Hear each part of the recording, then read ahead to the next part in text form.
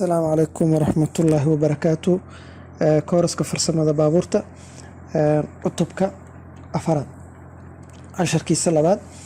Nugula soo dhawaada casharkiisa labaad. Waxaan uga hadli doonaa kileeshka.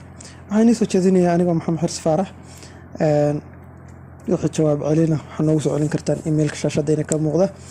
Kooraskan waxaa kala socoteen Somalism Online Academy.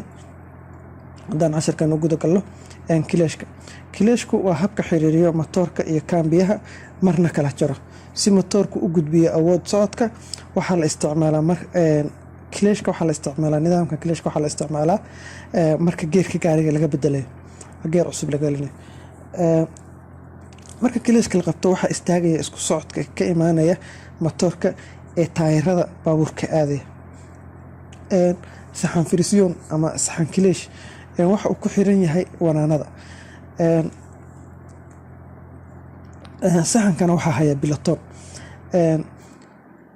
isbiindada waxaa wareejiya kirinka waan soo qaadanay. kirinka waa kay ku xiran yihiin bastomada matoorka ay ku xiran yihiin kaas ayaa isbiindada wareejiya. waxayna leedahay 4 xarig balaag oo kala ah 1 iyo 2 3 iyo 4 waxayna u kala xiran yihiin 1 iyo 3 asla xiran 4 iyo 2 na sida xiran. aka muuqaalkii kileeshka xagga waa badalkii waranku soo riixaya. yani markii break kileeshka la qabto maxaa kala jaraya niraahnay gearboxka iyo matoorka kala jarmay si dhib yar si loogu geliyo ama loo geer bedelo. waa kan waa gearboxkii dhankana waa matoorkii. markii la qabto waxaa kala jarmaya matoorka iyo kaambiya kadibna waxaa fududaanaysa in la geer bedelo gaariga. waa kan markii kileeshka la qabto awood way kala jarmaysaa socodka matoorka iyo socodka maxaa la oran jiray xaggan ka kala jarmaya oo jeedaan Soomaa. yani socodka xiriirka ka dhaxeeya labadan uu kala jarmaya. xaggaas waxa ku jira saxan kileeshka ka jira.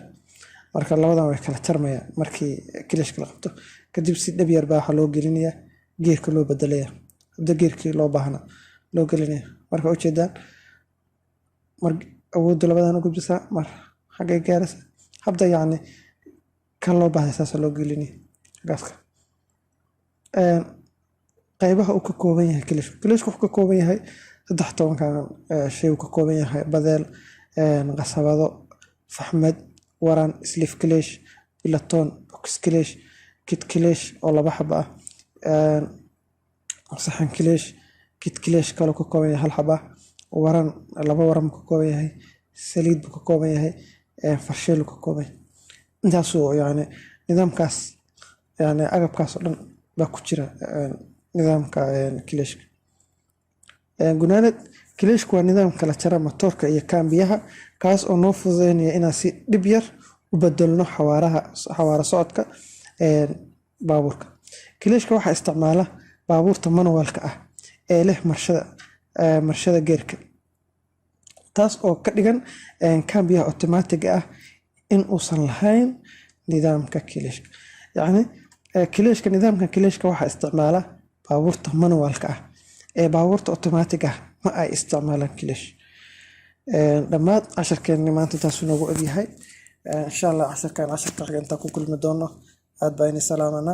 Assalaamu calaykum waraxmatullaahi wabarakaatuh.